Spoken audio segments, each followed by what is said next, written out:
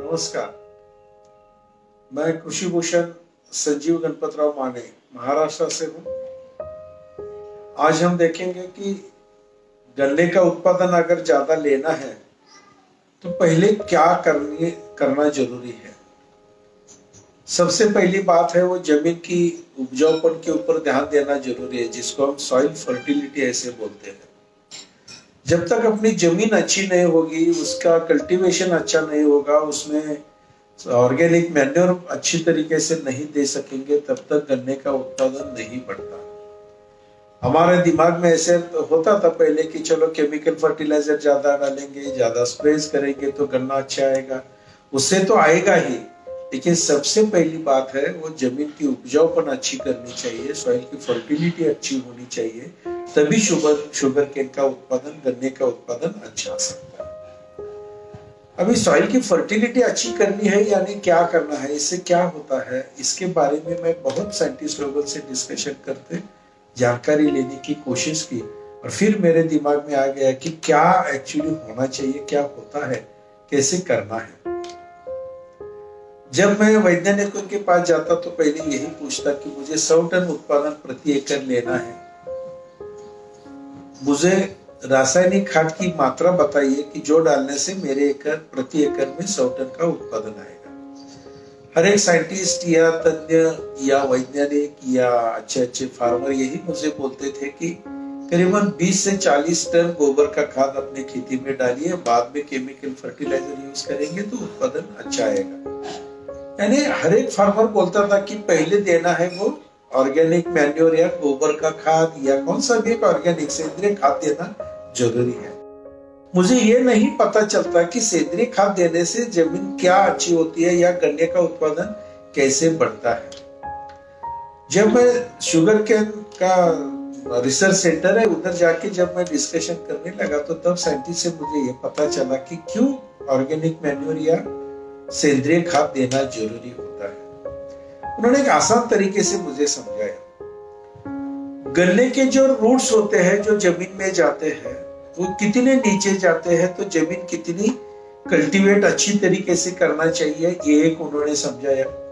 ऊपर से सिर्फ कल्टीवेट करके गन्ने का उत्पादन अच्छा नहीं आएगा, क्योंकि रूट जितने नीचे जाते हैं वो जमीन जितनी खुली होगी उतने आसानी से वो नीचे जाएंगे, तभी गन्ने का उत्पादन आएगा। यानी कल्टीवेशन बहुत ही अच्छा करना है। मैं जो बार बार उनको प्रश्न पूछता था कि केमिकल फर्टिलाइजर देने से गन्ने का उत्पादन अच्छा आना चाहिए, उस सेंद्रीय खाद की क्या जरूरत है, ऐसे मुझे बार बार प्रश्न करता था। मैं यही प्रश्न मैं उनको बार बार पूछता था।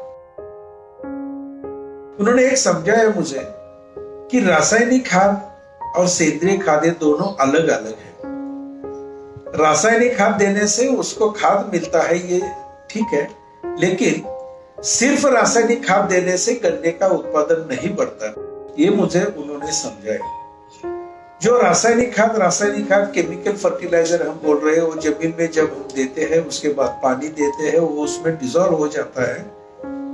मुझे ऐसे लगता था कि एक बार वो पानी में मिक्स हो गया तो गन्ना उसको उठाएगा, खाएगा और गन्ने का उत्पादन बढ़ेगा।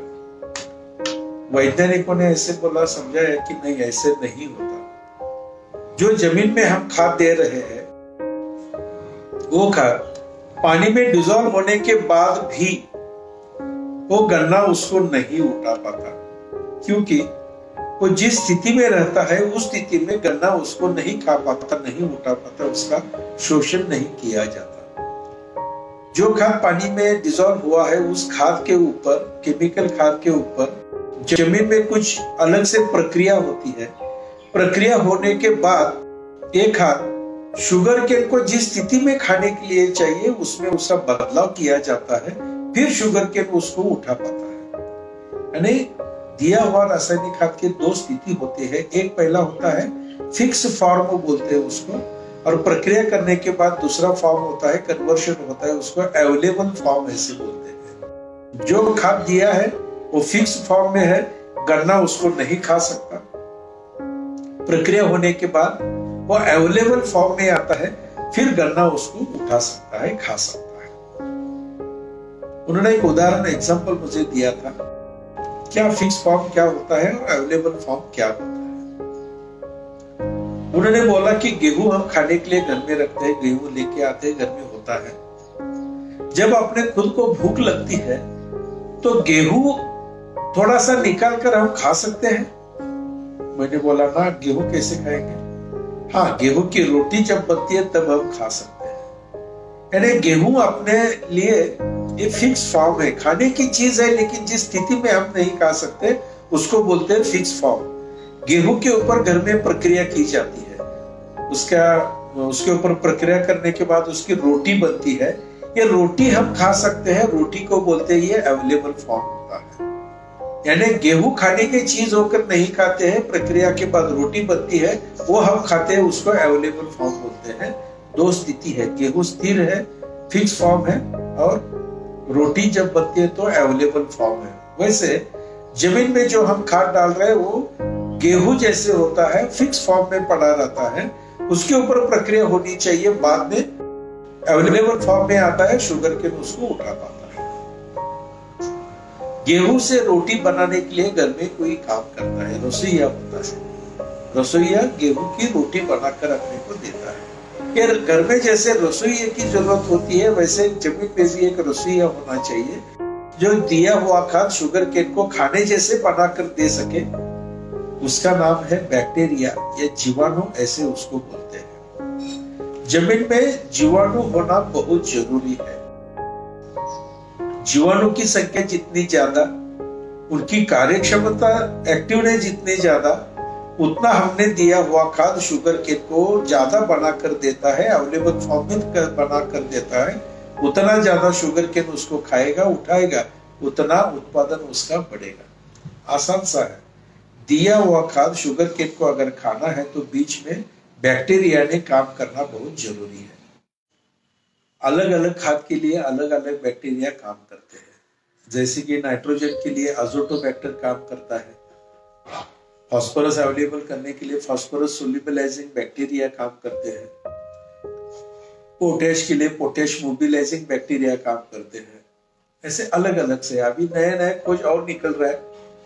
सल्फर के लिए अलग से बैक्टीरिया अभी काम कर रहे हैं, जिंक के लिए अलग से बैक्टीरिया, ऐसे अलग अलग इसके लिए अलग अलग बैक्टीरिया होते हैं। सब इकट्ठा करके अपने को मिल सकते हैं। अजोटोबैक्टर है, फास्फोरस सोल्यूबलाइजिंग बैक्टीरिया है, पोटेश के लिए, बाकी सब बैक्टीरिया है। जब हम जमीन में देते हैं तो ये सब खाद के ऊपर काम करते हैं और शुगर केन को अवेलेबल करके देते हैं, गन्ने के लिए अवेलेबल करते हैं। जब ये काम करते हैं तो इनका भी पेट भरना चाहिए, इनके लिए भी, इनका जीवन क्रम अच्छा होने के लिए भी, उनको खाने के लिए जो चाहिए वो देना जरूरी है। तभी बैक्टीरिया अच्छी तरीके से काम कर सकते हैं, उनकी संख्या अच्छी हो सकती है, उनकी कार्य क्षमता अच्छी हो सकती है, वो खाद ज्यादा बनाकर दे सकते हैं गन्ने को। गन्ने को ज्यादा खाने को मिलेगा तो उत्पादन बढ़ सकता है। यानी सबसे पहले ये जरूरी है जमीन में बैक्टीरिया होना, और दूसरी बात उनको जो खाने के लिए चाहिए उसकी मात्रा जमीन में बहुत ज्यादा होनी चाहिए। उनको खाने के लिए चाहिए, मैं अपनी भाषा में बात कर रहा हूँ, साइंटिफिक तरीका थोड़ा सा अलग सा होता है। उनको जो खाने के लिए चाहिए उसका नाम है ऑर्गेनिक कार्बन या सेंद्रीय कर्ब, ऐसे उसको बोलते हैं।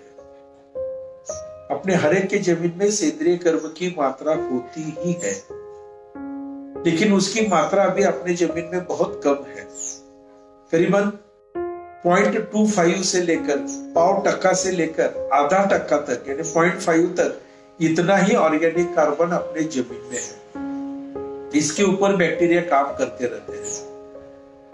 ये जमीन में जो ऑर्गेनिक कार्बन की लेवल है, ये अगर हमने बढ़ाया 0.7, 0.8, 0.9, 1% तक इसको बढ़ाकर हम लेके गए तो जमीन बहुत ही अच्छी होती है, उपजाऊ होती है। इसमें बैक्टीरिया बहुत ज्यादा संख्या में बढ़ते हैं, उनकी कार्य क्षमता बहुत अच्छी होती है।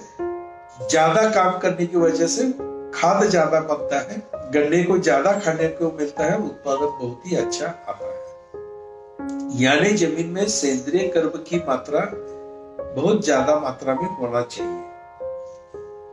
सेंद्रीय कर्ब जमीन में देंगे तभी सेंद्रीय कर्ब की मात्रा जमीन में बढ़ेगी। सेंद्रीय कर्ब बाहर से देना होता है। सेंद्रीय कर्ब मिलता है वो सिर्फ और सिर्फ सेंद्रीय खाद में से मिलता है।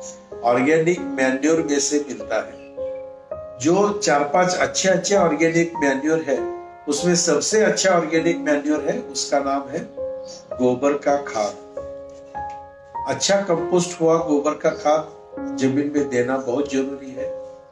करीबन 20 टन से लेकर 40 टन तक प्रति एकड़ गोबर का खाद अगर हमने जमीन में दिया तो ऑर्गेनिक कार्बन की लेवल अपने आप बढ़ती है, बैक्टीरिया की संख्या अपने आप बढ़ती है, उनकी कार्य क्षमता अच्छी होती है, खाद अच्छा बनता है, शुगर केन का उत्पादन बहुत अच्छा होता है।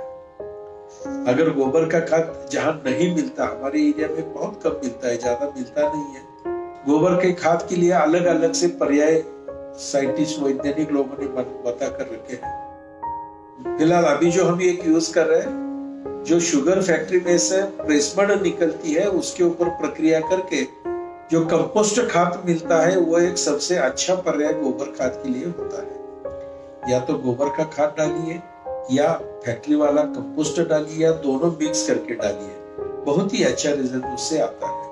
फैक्ट्री वाला कंपोस्ट हम 10 से 15 टन प्रति एकड़ प्रति साल हम डालते रहे हैं। करीबन 18-19 साल से मैं यूज कर रहा हूँ। मेरी शुरुआत में जब 100 टन से हुई, तब से आज तक ये कंपोस्ट खाद के ऊपर मेरी खेती होती है। अभी 125 टन, 150 टन, 168 टन का उत्पादन जो आ रहा है, इसमें गोबर के खाद के इससे ज्यादा कंपोस्ट खाद के ऊपर हम ध्यान दे रहे हैं। मिलने में आसानी है, बहुत ही अच्छा बनता है। और एक इसके लिए पर्याय होता है, वो होता है पोल्ट्री का मैन्योर, पोल्ट्री का खाद। करीबन 1 एकड़ में 1.5 से 2 टन तक हम यूज कर सकते हैं।